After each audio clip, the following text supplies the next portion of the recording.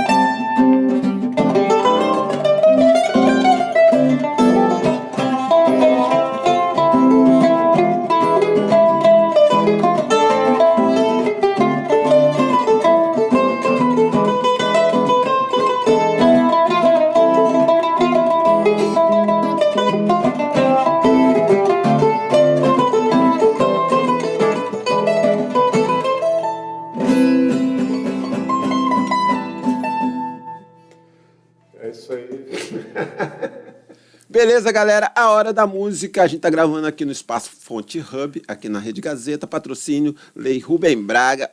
Hoje o convidado é Alexandre Araújo, cara, grande amigo, grande bandolinista, né? Bandolinista?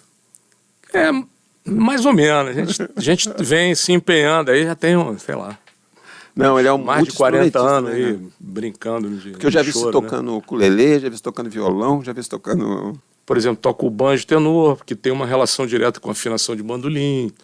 Banjo tenor. O banjo tenor ele é maior do que o banjo normal.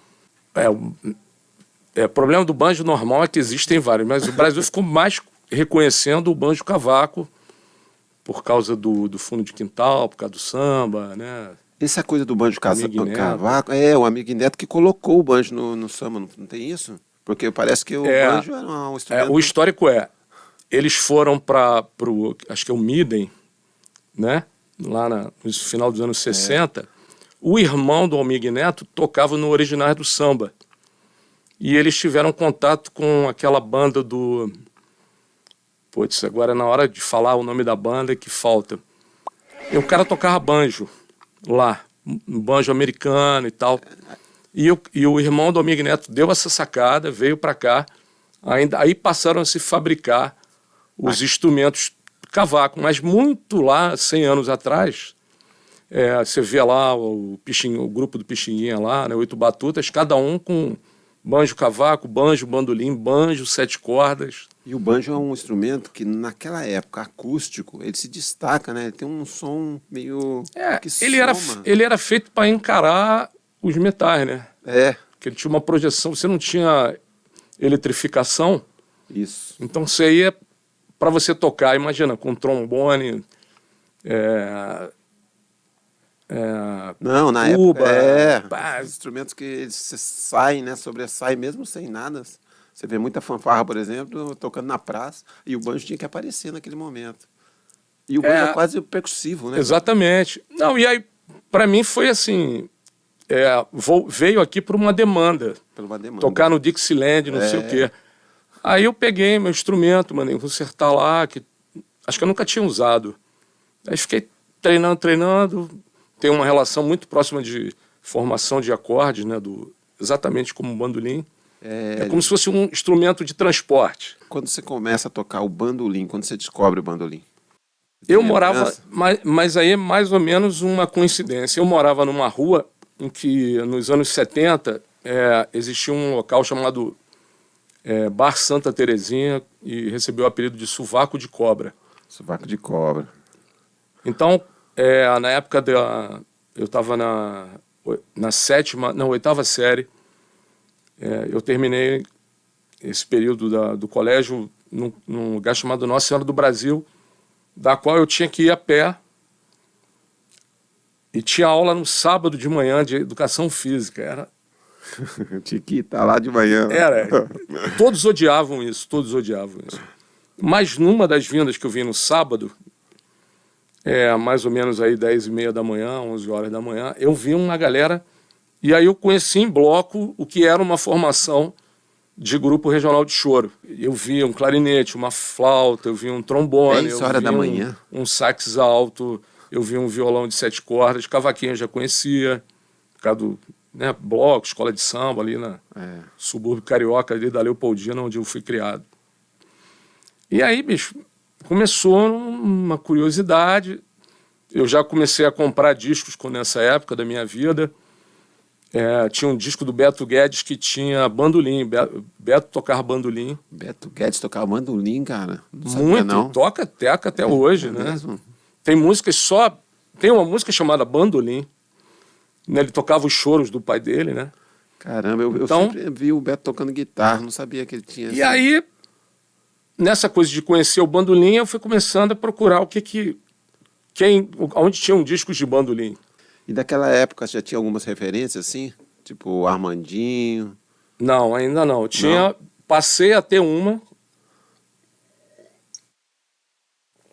porque se apresentava muito em gravações de vários cantores. Simone, Ney Matogrosso, Chico Buarque. Aquele do meu caro amigo, por exemplo, o bandolim ali é dele, o Joel Nascimento. Joel Nascimento. E assim, acho que 1 ano depois eu descobri que ele morava na mesma rua que eu morava. Caramba, ali do lado. Entende?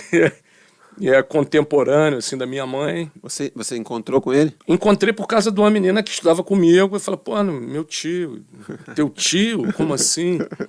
Que legal, entende? Aí, pô, ela me deu um disco do cara, eu fui lá, pedi para muito tímido, eu era extremamente, tinha muita dificuldade, assim.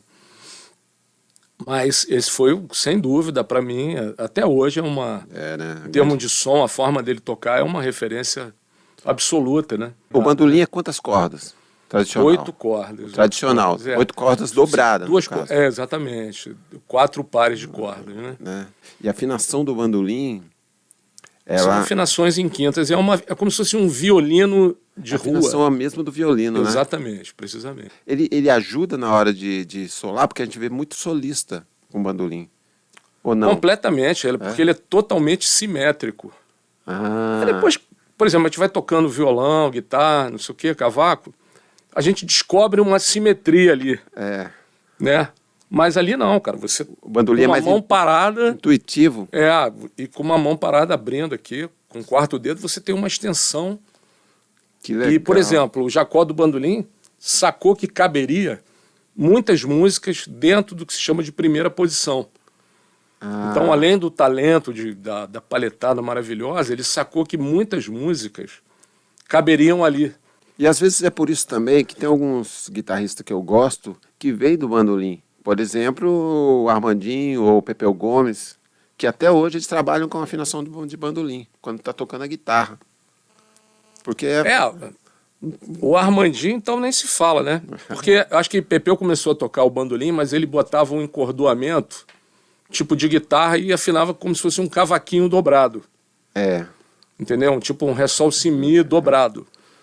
E aí, nessa aproximação com o Armandinho, lá naquele... Isso, eu sei. Ele passou a tocar o bandolim com afinação de bandolim. Na época, por exemplo, dos Novos Baianos, o Pepeu tocava o bandolim tipo cavaco dobrado, né? Com afinação de cavaco, né? E o Armandinho que acabou, nessa aproximação, dando para ele, trabalhando Exatamente, cara. Isso vai ter muito mais condição de usar a tua criatividade, né? Vamos falar de academia. Você acabou fazendo musicoterapia. O que é musicoterapia? Agrupando ao máximo a informação, né? É uma forma de você utilizar a música, seus elementos, ritmo, timbre, harmonia. Letras também. Todo esse universo em torno. Na verdade, eu acho que deveria ser som terapia. Som terapia. Porque não é exclusivamente música, né? Ou então você passa a encarar música em elementos muito diminutos, muito reduzidos, né? Principalmente quando a gente trabalhou. Eu trabalhei muito com pessoas com deficiência. Acho que foram 17 anos, assim, seguidamente.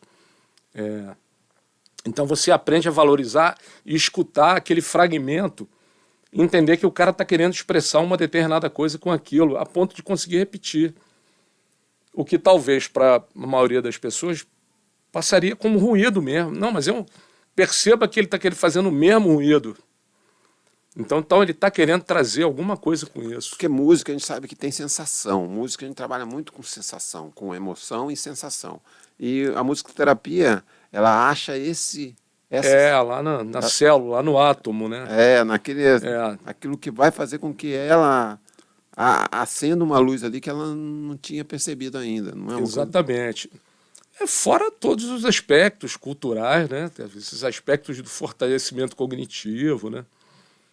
Então tem, por exemplo, neurologia da música, né? Neuropsicologia da música. Então são pessoas que vêm se dedicando há muito tempo a como é que o som entra na gente e influencia. E muda padrões, muda comportamento. Cara, tem umas coisas que eu gosto de música, quando eu estou, por exemplo, dando aula para as crianças, algumas coisas assim. E notas que você trabalha dentro de um acorde que faz sensações, porque a gente sabe que tem uma preparação e tem uma coisa que vai resolver. Música, esse assunto aqui, a galera já vai ficar meio voando, mas tipo, música tem muito isso, de você preparar e resolver.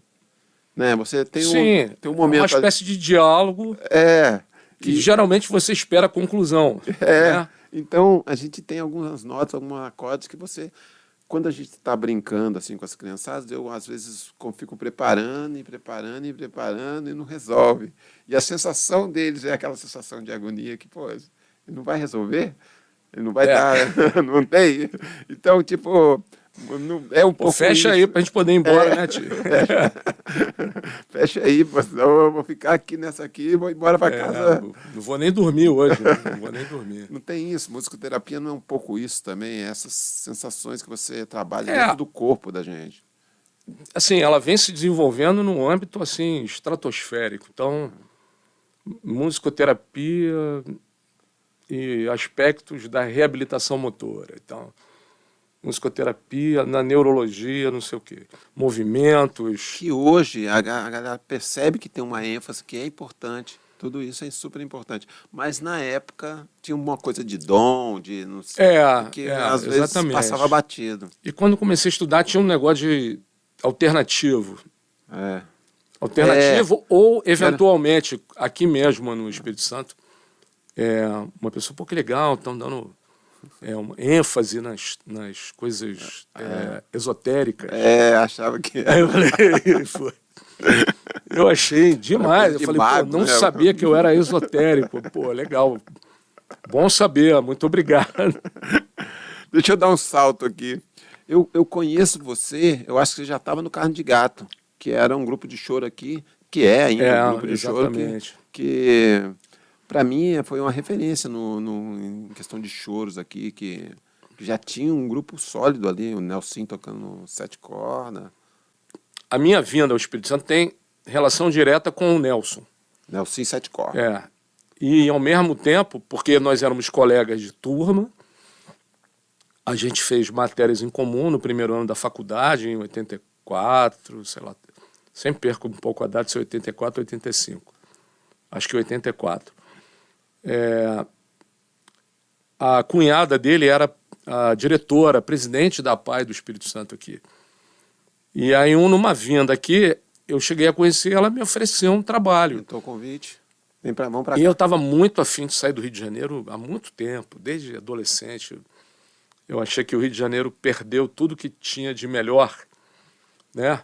Essa possibilidade da gente circular na cidade, em todos os lugares. E todas as coisas que eu gostava começaram a ficar bem mais complicadas, a questão da violência urbana. E o Espírito Santo é um lugar que é legal, você chega, você se perde. Não, a gente acha parecido. Né? Eu achei muito parecido com o Rio de Janeiro, com várias paisagens similares, mas mais condensadas, né? Já tinha uma cena assim de choro, samba. Porque Vitória tem... Não, eu tive a oportunidade de conhecer imediatamente essa galera, porque eu vim, um meu amigo que veio na mesma época que eu, e meu ex-cunhado e mais um sócio, tinha um bar chamado Voz e Violão, ali do lado do Shopping Rio Branco, né? E ali era esse bar Voz e Violão. Então eu conheci essa galera dos Chorões, que tinha Rodrigo, aí eu conheci Elias Borges. Quando você fala Rodrigo Tristão? Rodrigo Tristão. Caramba, já tava lá conheci também. Seu Ailton, conheci o Zé Moreira, guitarrista, tocando. Claro. Conheci o Zé Renato, que era irmão do Marco Moraes, tocava com a Marcela Lobo. Então foram todas as pessoas que eu conheci no mesmo lugar. E eu também ia lá todo dia, né? Porque tinha música de terça a sábado. Eu não conhecia nada na cidade. Eu ia lá porque tinha música legal. Eu vi que era uma música muito boa. E aí fui transando os músicos, né? Mas antes de entabular com o Nelsinho a possibilidade de fazer o grupo, eu conheci um gaitista, o César Távora, que é carioca, né? E o Edu Martins. A gente fez um trio com um nome esquisito, chamado-se Tetractis. Tetractis. Era assim. E a gente cantava alguma coisa e tocava música instrumental, já bastante mesclada. Então, tocava um pouco de choro, tocava tema de jazz. E aí depois, no encontro com o Nelson, uma proposta de, vamos estudar de novo. Tempo que eu não toco mais um repertório de choro, né? O Carne de Gato grava em que época? A gente gravou e foi em cima de um show do Circuito Cultural Banco do Brasil, em 2003. 2003, né? Quem gravou foi até o menino era o fundador do Dead Fish, o Marcel. Marcel que gravou? Exatamente. Ele já tinha uma transa de... Claro, ele tá aí de novo. Aparelhagem, né? Ele tá aí de novo. E ele é sobrinho de Nelson, né? Não sei se você sabia disso. Não sabia, não. Ele é sobrinho de Nelson. Na verdade, sobrinho da Gorete, da esposa do Nelson. Pra galera que não sabe, Marcel é a banda Zé Maria. Exatamente. Um dos percussores aí da galera que faz eletrônico. É um cara muito antenado. E ainda era, quando conhecemos antes, era meio adolescente ainda, era bem jovenzinho. Que legal, então ele já estava meio que trabalhando com gravação. Eu estava na casa da mãe dele, num evento, um churrasco, eles estavam lá ensaiando com a banda lá no fundo da casa, que veio a ser o Dead Fish inicial. Né? Assim, os caras nem eram Dead Fish ainda, viraram Dead Fish. Depois... Não sei exatamente qual foi o processo, ele, muitos anos depois, fez o Zé Maria, né? Vamos falar de projeto novo. Eu tenho visto você na internet tocando com um grupo chamado Corta Jaca. Exatamente, exatamente. Tem aproximadamente 3 anos. 3 anos já de Corta Jaca.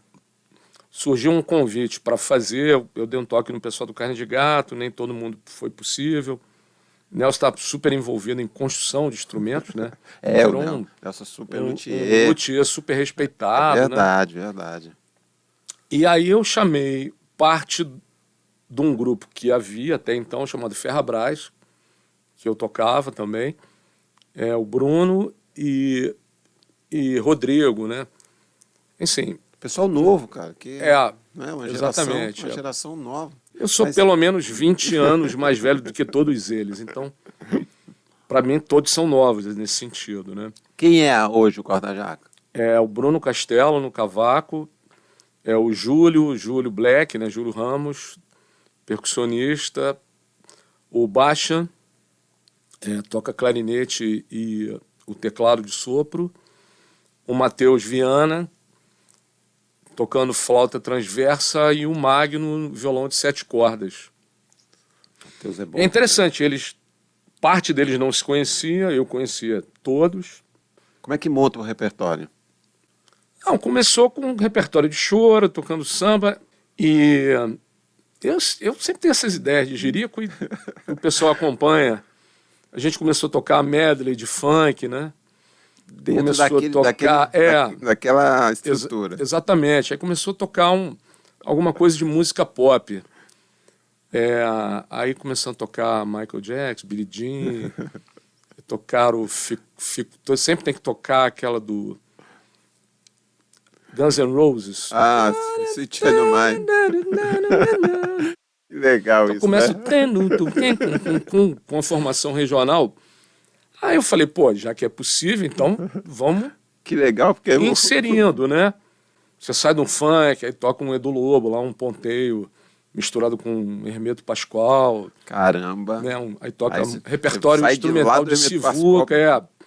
O negócio é encontrando ali as interfaces, né? Mais ou menos isso.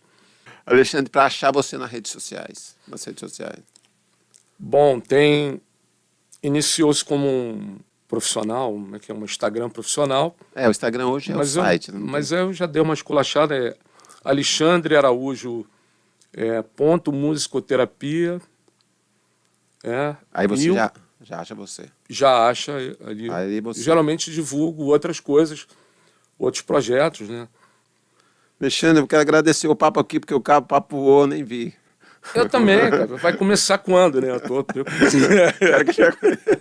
Claro que vai começar. Agradeço a presença, muito legal. Uma alegria. Vou marcar outra vez para te falar mais. O nosso papo sempre é legal, né? Agradeço a presença, Alexandre. Obrigado. Eu que agradeço. Obrigado, meu irmão. Que alegria. Sucesso sempre, cara. Para você também, meu irmão. Obrigadão aí. A Hora da Música. Beijo nos corações. Podcast A Hora da Música. Tem o patrocínio da Lei Rubem Braga, Prefeitura de Vitória.